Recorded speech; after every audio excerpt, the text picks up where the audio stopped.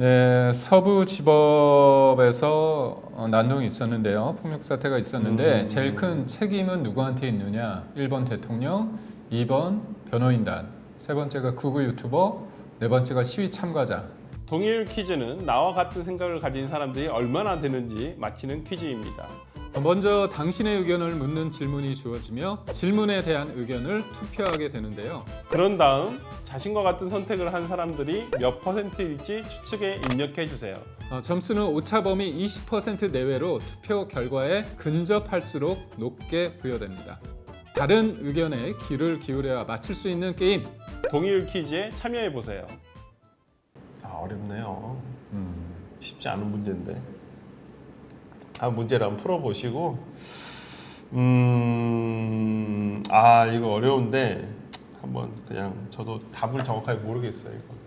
5번도 있을 것 같은데. 5번 누구야? 뭐 민주당이에요? 설마? 민주당이 시킨 건 아니잖아. 아니, 저는 민주당이라고 얘기한 건 아닌데.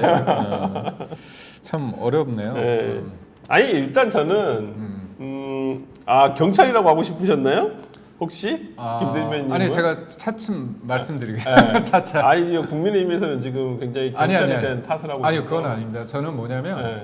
우선적으로 어떤 상황이라도 본인의 생각을 관철시키기 위해서 폭력을 쓰는 부분에는 절대 반대고요. 네. 무엇보다도 사법의 보루라 할 수 있는 어떤 법원에서 네. 이런 걸 했던 부분에 있어서 다른 폭력을 행사하는 것과는 또 차원이 다른 문제다. 그럼요. 네, 그래서 저는 그럽니다. 헌재든 법원이든 싸우는 과정에서 법적 다툼에서는 이견을 표출할 수 있고 뭔가 법이 좀 휘어져 있다 이렇게 얘기를 할 수 있어요. 근데 결과에 대해서는 수긍해야 되거든요. 그런 과정에서 저는 서부지법 앞에서 영장이 발부됐을 때 비판할 수도 있다고 봐요. 근데 비판을 넘어서 뭔가 협박을 하거나 실력 행사를 물리적으로 하는 거는 안 되는 거잖아요. 그래서 이것은 무조건 잘못됐습니다. 그리고 경찰 관련해서는 저는 이거죠. 뭐냐면 한 예로 저는 진짜 우리 변호사님 계시니까 민주노총에서 그 대통령 관저 앞에서 던졌잖아요. 그 경찰에 무전기를 던져서 네. 맞고 쓰러졌죠. 그리고 이제 이 봉합 수술을 받고 쓰러져서 며칠 병원에 있었는데 그 사람과 그 영장이 발부되기 전에 서부지법 담을 넘었다 체포된 사람들 있잖아요. 첫날. 그 사람들과 봤을 때 책임의 무게, 소위 말해서 누가 더 무거운가요? 아니 저는 그 부분 그 둘을 비교하면 아니, 어느 둘 다 무겁다 덜 무겁다는 없어요. 그래요? 공권력에 대한 도전이고 뭐 담을 넘은 부분도 주거 침입이잖아요. 근데 기본적으로. 건조물 침입하고 경찰 치상이랑 공무집행 방해 치상이랑 물론 형량으로 보면 공무집행 방해 치상이 더 높죠. 근데 이제 지금은 월담을 한 사람들의 문제는 아닌 것 같아요. 그러니까 제가 이 말씀을 왜 드리냐면 제가 그 윤상현 의원을 옹호하자는 게 아니라 사실관계 팩트를 얘기하는 거예요. 그러니까 18일 날 5시 반에 17분이 넘어가서 곧바로 체포됐어요. 네. 담을 넘어서. 그리고 그때 이후에 이제 현장에 있던 사람들이 윤상현 의원한테 좀 알아봐 달라. 어떻게 되는지. 왜냐면 궁금하잖아요. 그래서 윤상현 의원이 알아보고 크게 문제 없어서 이제 훈방 조치될 거다 얘기를 한 거예요. 네. 감사하다고 얘기했겠죠. 그러니까 가족들이 알아봐 달라고 했으니까. 그러니까 애국시민 감사하다고 했어요. 그리고 끝났어요.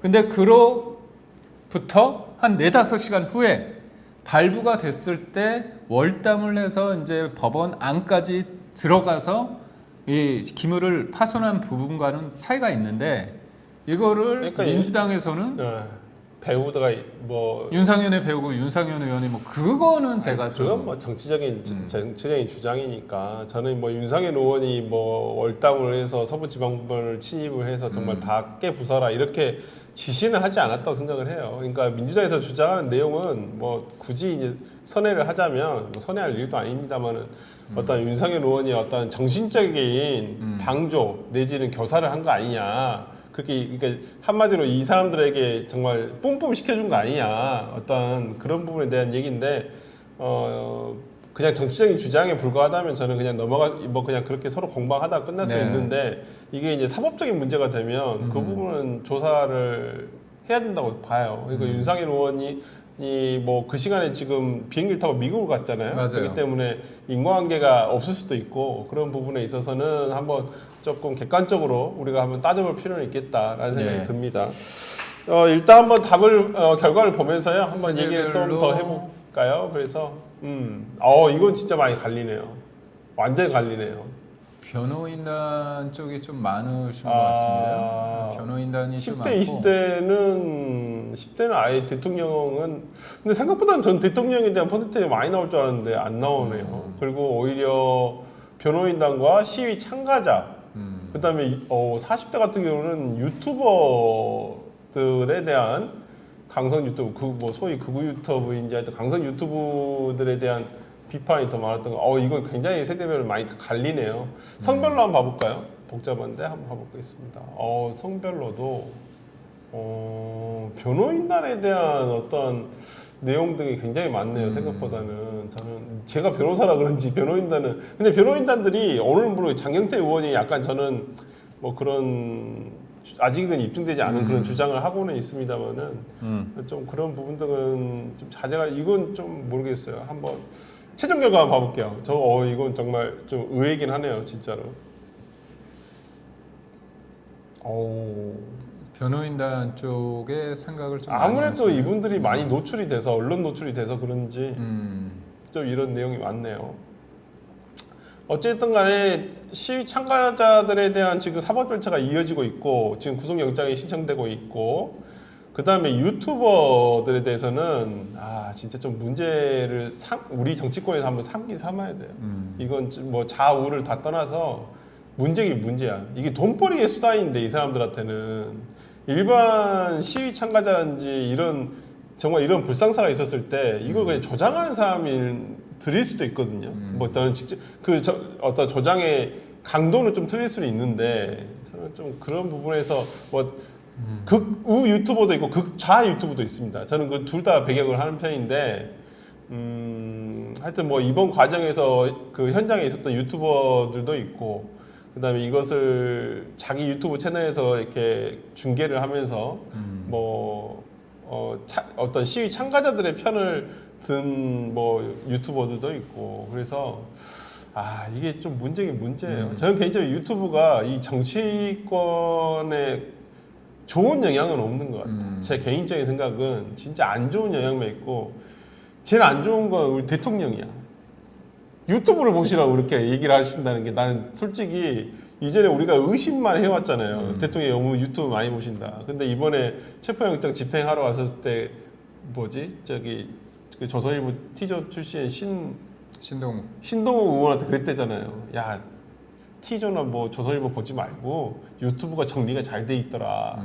이런 얘기를 하셨다는 게 나는 도무지 믿겨지지가 않아요. 대통령이. 근데 이제 저도 KBS를 나왔기 때문에 네. 제가 좀 말씀을 드리자면 지금 주류 언론에서 하나 좀 제대로 안 다루는 게 하나 있습니다. 뭐냐면 보면 거리에 대통령을 지지하거나 아니면 보수 지지자들 거리에 진짜 지금 많아요. 그러니까 그게 소위 말해서 이른바 레가시 미디어라고 하는 공중파나 기존 언론들이 현장에 그분들이 얼만큼 많이 모이는지를 보도를 안 해요.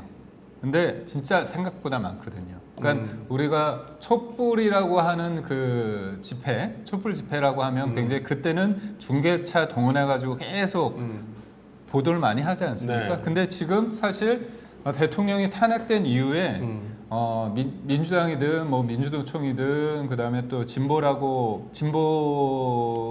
세력이 하는 그 집회는 굉장히 적습니다. 근데 지금 보수 쪽의 집회는 인원이 어마어마합니다. 그래요? 그러니까 광화문에 나가면 저도 놀라는 게 끝이 안 보여요. 그러니까 그런 것들에 대한 실제 이거죠. 그러니까 집회에 나간 사람들의 생각은 뭐냐면 저도 대학교 때부터 집회 시위를 많이 했지만 거기에 가는 동질감이 되게 있어요. 그리고 우리는 약자고 우리는 왜 제대로 다뤄지지 않을까에 대한 그게 커요. 그게 보완해 준 게 유튜브다. 그렇죠. 왜냐하면 우리는 이렇게 많이 모였는데 왜 기존에 있는 전통 미디어들은 다루지 않는가에 대한 불만. 근데 나간 사람들은 알거든요. 얼마나 많이 모였는지. 그래서 이게 약간의 이제 미디어가 정파적이고 유튜브도 정파적입니다, 사실. 근데 특히나 이럴 때 잘해야 되는 게 뭐냐면 공영방송이라고 하는 KBS, MBC 이쪽 같은 경우는 공영방송이라 하면 이 부분에 있어서 거리에 나와서 뭔가 외친다고 했을 때 그 프레임을 뭐 아스팔트 우파다 아니면 뭐 극우다 이렇게 규정짓고 하면 안 된다는 거죠. 그래서 그런 측면에 있어서 집회에 참여한 사람과 참여하지 않은 사람이 세상을 바라보는 그게 굉장히 달라요.